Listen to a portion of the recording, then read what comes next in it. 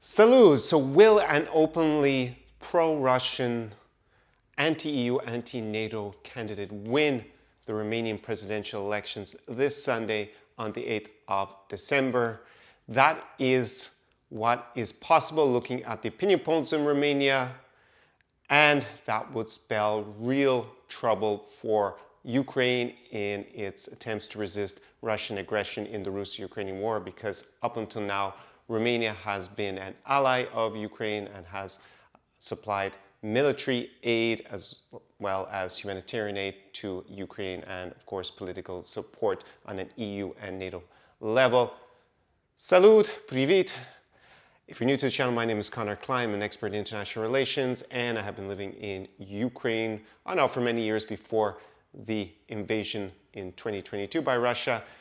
And I happen to speak Ukrainian, Russian, and interesting also for this video Romanian, because I've had a look in the Romanian media. So I'm here to give you a more informed, nuanced, and unique perspective on the geopolitical events surrounding the Russo-Ukrainian war. So on Sunday, 8th of December, there will be a second round runoff in the Romanian presidential elections.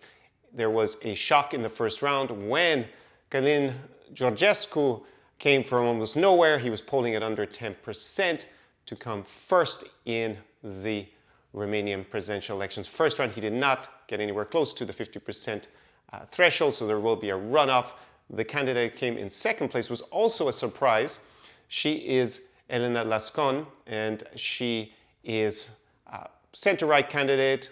She is pro-EU, pro-NATO, anti-Russia. I'm simplifying the terms to make it more relevant to the Russo-Ukrainian war.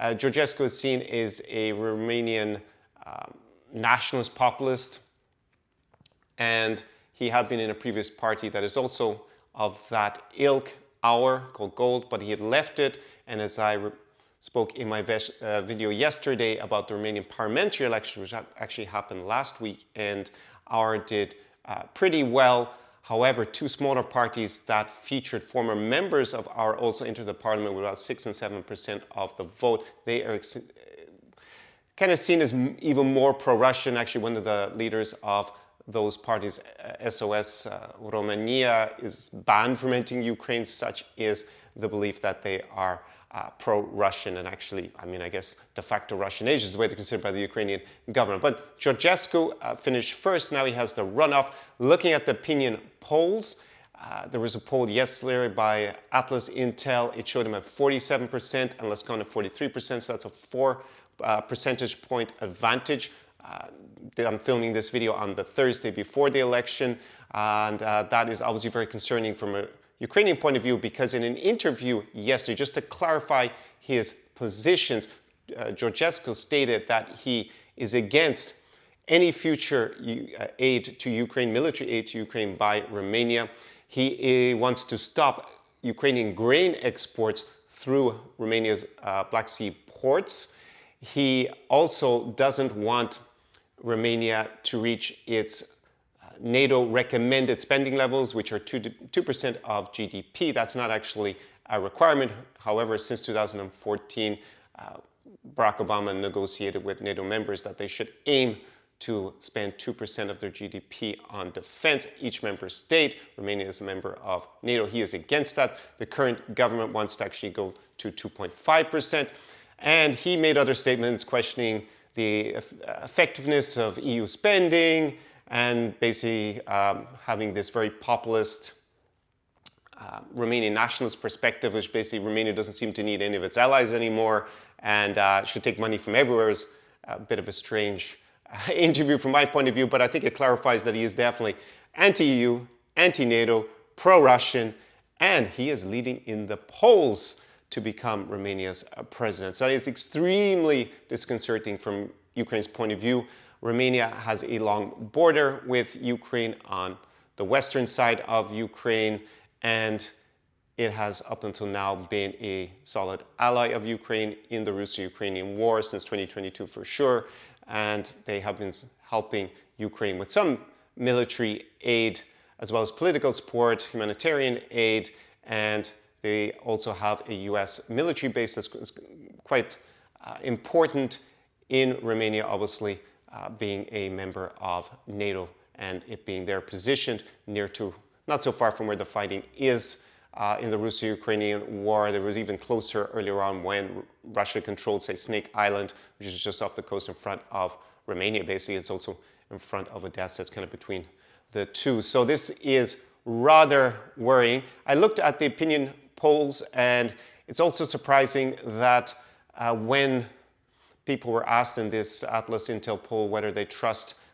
Georgescu or Lascon on individual issues like keeping Romania in the EU, keeping them in NATO, foreign affairs, there's actually a whole list of them. And in general, they found Lascon more trustworthy. However, more people said that they were going to vote for Georgescu. So it's also a bit surprising in the polls that that's the result. But as we stand right now, that is what the opinion polls are saying. Of course, the opinion polls failed to predict that Georgescu would come first in the first round. So how valid are they going to be? It doesn't seem like they have been too reliable so far. On top of it, the Romanian government has released previously classified information from their intelligence services showing that what they say is evidence that Russia has been backing Georgescu. Well, definitely they will be very happy if he is elected with the political views that he's outlined in the interview yesterday, which would definitely be seen as a pro-Kremlin stance with respect to NATO, with respect to the European Union, with respect to Ukraine's defense in the Russo-Ukrainian war. And very interesting to see the Romanian government do this. They are obviously taking this unprecedented step, as far as I know, to expose the social media campaign that is being directed behind the scenes. They say it's by a state actor. That state actor is allegedly Russia, and they had created accounts for Georgescu and other accounts on TikTok and other social media platforms that then were activated just before the first round of the elections, and there was a significant sum of money spent. That is very controversial because Georgescu says, well, basically he had no funding and it's all just kind of organic.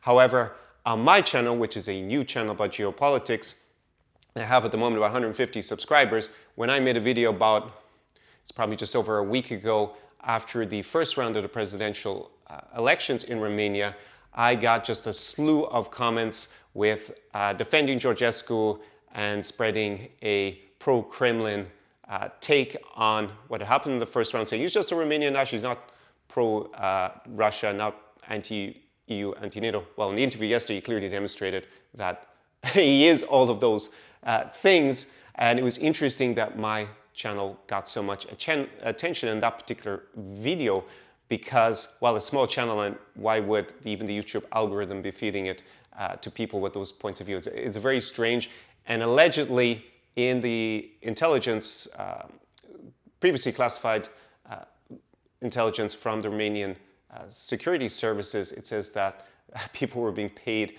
per repost or comment. So that kind of aligns with the strange behavior even on this channel, that there seems to be some sort of coordinated campaign, whether it's paid or unpaid or not, or just something weird with YouTube's algorithm, that all these people who seem to be pro-Georgescu and have a pro-Kremlin stance and write either as if their native tongue is a Slavic language, looking at the grammar and syntax that they used in English, or they have perfect, apparently, English. They write almost like a native speaker, suggests perhaps it's by a bot or something, or they're just amazingly fluent English speakers, the people who support Georgescu. Very strange, or it's been proofread, something like that. But anyways, it's all very strange, even on my channel. So the fact that this was released is obviously to damage Georgescu's campaign, to discredit him, and definitely make him seem like he is being backed by Russia and by perhaps other state actors. TikTok is owned as a Chinese-owned company, for example. So it'll be very interesting to see what happens on Sunday. At the moment, it looks like Georgescu is favored to win. Looking at the polls, there are actually previous polls that showed him even further ahead. But we do have to wait and see what happens now that this previously classified information has been released by the Romanian government, whether that damages his campaign, or maybe it even benefits his campaign if the voters react negatively. The fact that these documents have been released, and maybe they don't believe what the Romanian intelligence services have been telling them. Also interested to see what the effect of the interview yesterday is, because for me, it seems pretty clear that he has outlined and confirmed previous statements that he's made with respect to what he would do as president. It is clearly laid out there. He plans to block Ukrainian grain exports through the Black Sea ports and military aid to Ukraine.